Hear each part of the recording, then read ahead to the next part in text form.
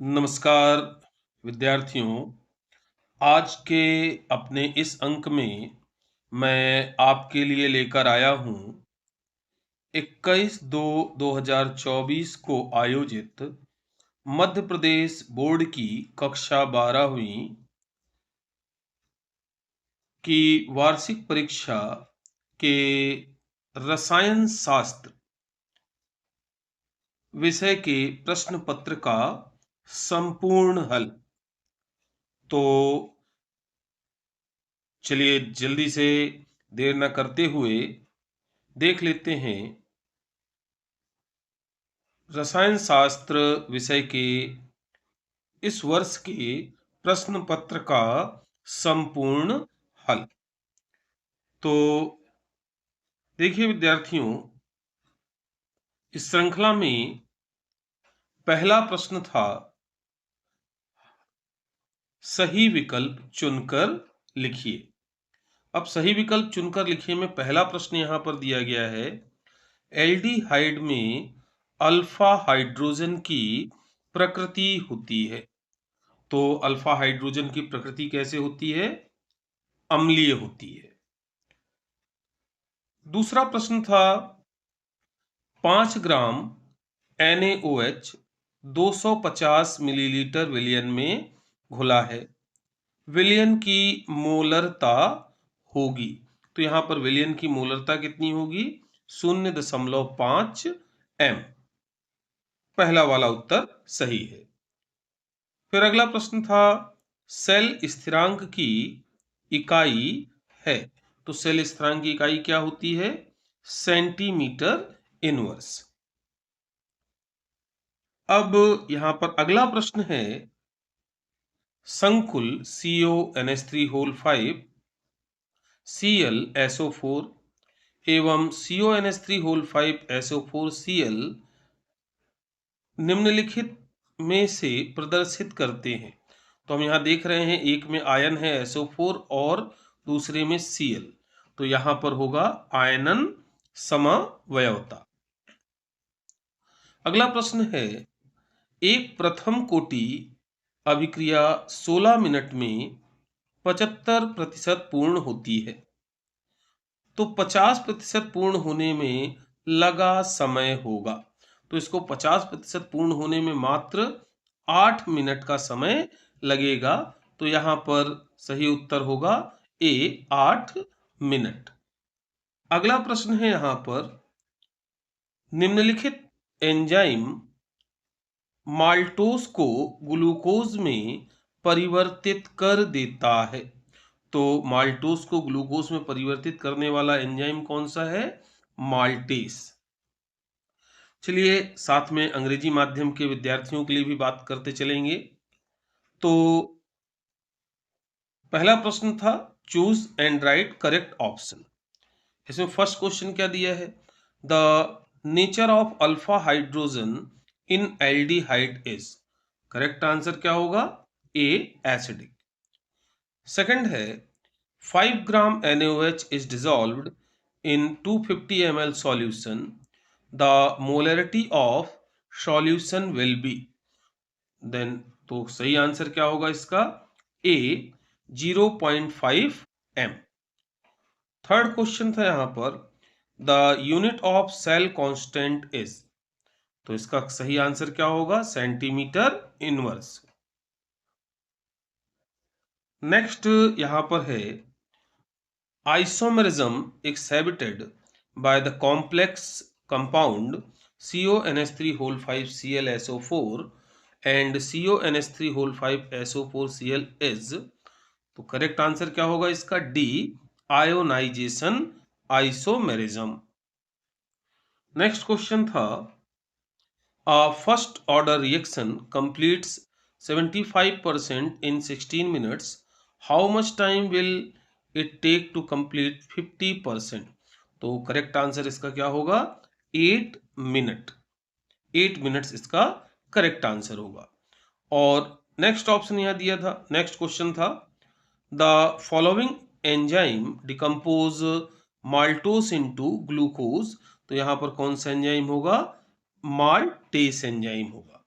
Correct. चलिए आगे बढ़ते हैं। तो नेक्स्ट क्वेश्चन है, अगला प्रश्न, रिक्त स्थानों की पूर्ति कीजिए। तो इसमें पहला है 2,4,6 ट्राई नाइट्रोफिनॉल खाली स्थान कहलाता है। फिल इन द ब्लैंक्स में फर्स्ट है 2,4,6 ट्राई नाइट्रोफिनॉल इज कॉल्ड। तो 2,4,6 ट्राई नाइट्रोफिनॉल को क्या कहा जाता है? पिक्रिक अम्ल। इसको कहा जाता है पिक्रिक अम्ल, है ना। इसको क्या कहते हैं? Picric acid. पिक्रिक एसिड कहा जाता है। नेक्स्ट था C6H5COOH प्लस खाली स्थान C6H5CONH2 प्लस H2। तो यहां पर क्या आएगा? यहां पर खाली स्थान में आएगा NH3, अमोनिया NH3, H2O निकल जाएगा और बेंजामाइड बन जाएगा। नेक्स्ट थर्ड है मेथिल एमीन एथिल एमीन से खाली स्थान क्षारीय है। तो मेथिल एमीन एथिल एमीन से कम क्षारीय है। लेकिन देखिए यहां अंग्रेजी में क्या पूछा गया है? मिथाइल एमीन इज, तो यहां पर आंसर आ जाएगा मोर मोर एसिडिक देन इथाइलेमीन। तो इसका हिंदी अलग है और इंग्लिश अलग है। हिंदी में पूछा गया मेथिल एमीन एथिल एमीन से खाली स्थान क्षारीय है, तो मेथिल एमीन एथिल एमीन से कम क्षारीय है। और अंग्रेजी में पूछा जा रहा है methyl amine is, blank space दिया है, एसिडिक देन इथाइल एमीन। तो मिथाइल एमीन इथाइल एमीन से कम बेसिक होता है लेकिन अधिक एसिडिक होता है। तो यहां पर इंग्लिश मीडियम की बात करें तो यहां पर आंसर क्या आएगा? मोर। नेक्स्ट अगला क्वेश्चन यहां पर है, किसी गैस की द्रव में विलेयता खाली स्थान के नियम द्वारा निर्धारित होती है। तो यहां पर सही उत्तर क्या होगा? हेनरी। इसका सही उत्तर होगा हेनरी। हेनरी के नियम द्वारा जो सॉल्युबिलिटी है वो निर्धारित की जाती है। तो सही आंसर होगा Henry's law. The solubility of gas in a liquid is determined by Henry's law. Next है, एक फैराडे आवेश का मान खाली स्थान कूलाम होता है। 1 Faraday electricity equal to dot dot dot Coulomb's. तो यहां पर देखिए जो एग्जैक्ट वैल्यू है वो क्या होती है? 96,485 कूलॉम। लेकिन जनरली इसको लिया कितना जाता है? 96,500। तो इन दोनों में से आपने जो भी लिखा होगा वह सही उत्तर होगा। 96,485 या फिर 96,500, दोनों सही हैं। नेक्स्ट अगला प्रश्न है, EDTA खाली स्थान लिगेंड है। EDTA is a dot dot blank space ligand. तो EDTA क्या है? एक 60 दंतुर, EDTA 60 दंतुर ऋणात्मक लिगेंड है। EDTA एक 60 दंतुर ऋणात्मक लिगेंड है। यह बहुदंतुर का एक उदाहरण होता है। तो बच्चे बहुत से कह रहे थे बहुदंतुर, तो ये बहुदंतुर इसमें नहीं आएगा, इसमें 60 दंतुर ऋणात्मक आएगा जो कि बहुदंतुर का एक उदाहरण है। तो और इंग्लिश में हेक्साडेंटेड, है ना, hexadentate negative ligand, hexadentate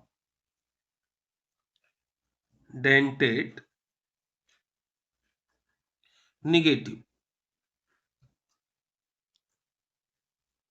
hexadentate negative ligand, जो कि पॉलीडेंटेड का एक एग्जाम्पल है।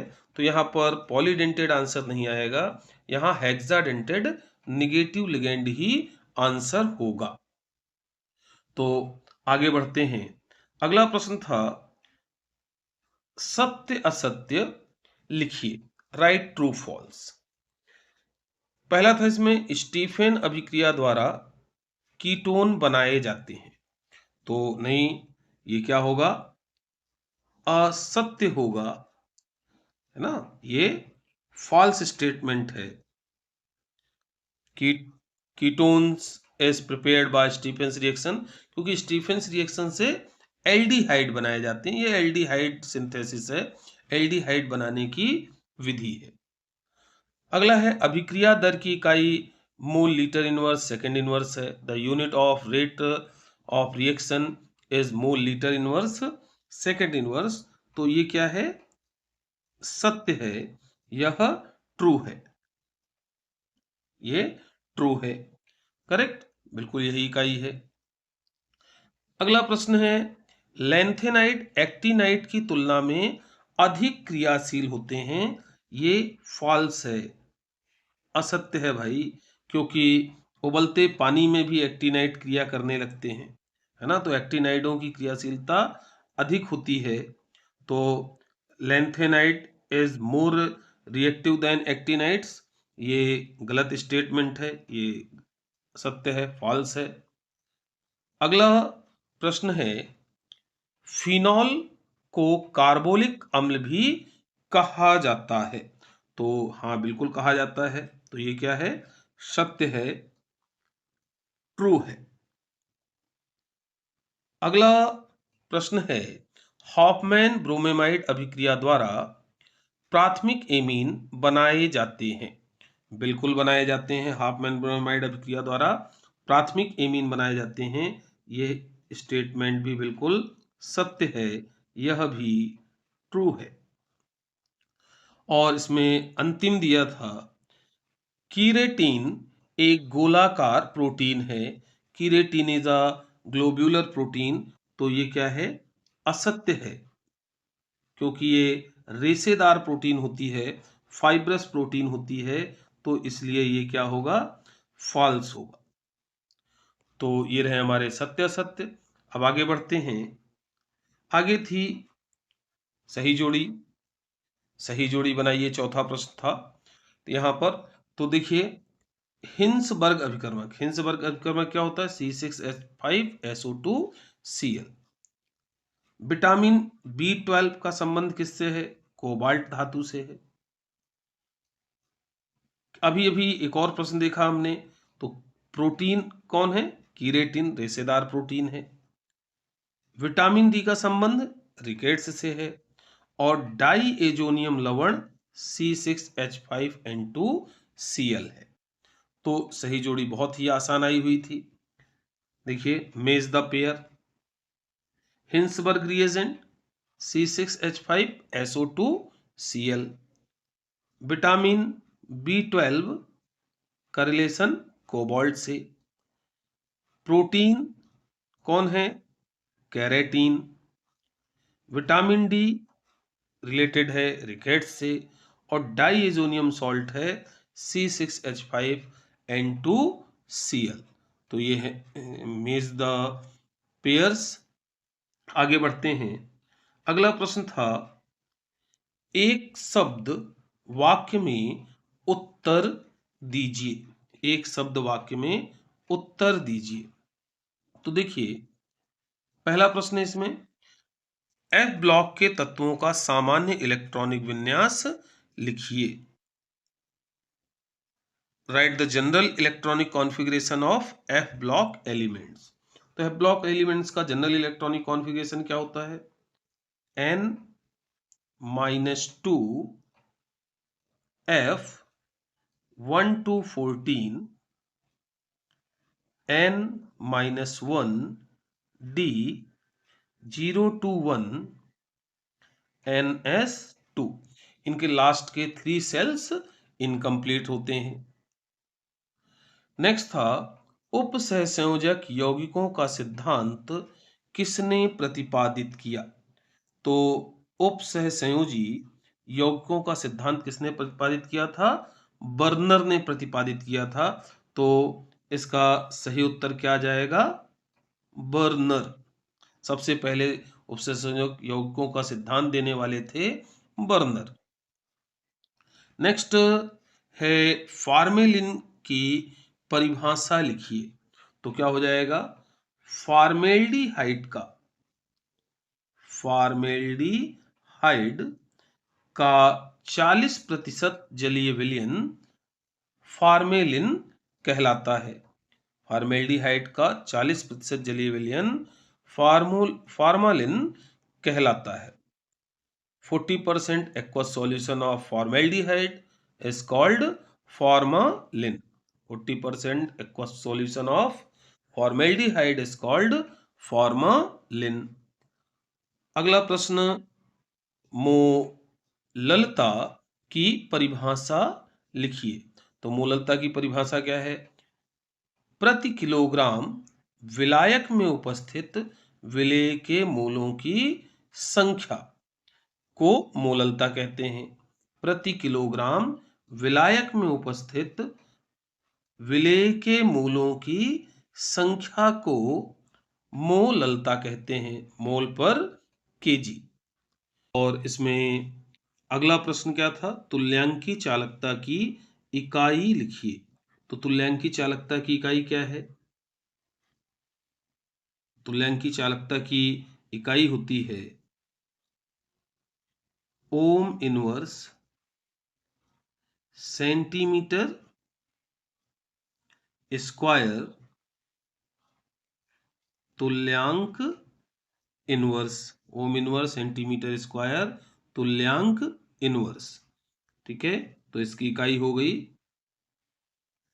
ओम इनवर्स सेंटीमीटर स्क्वायर तुल्यांक इनवर्स। तो ये है तुल्यांकी चालकता की इकाई।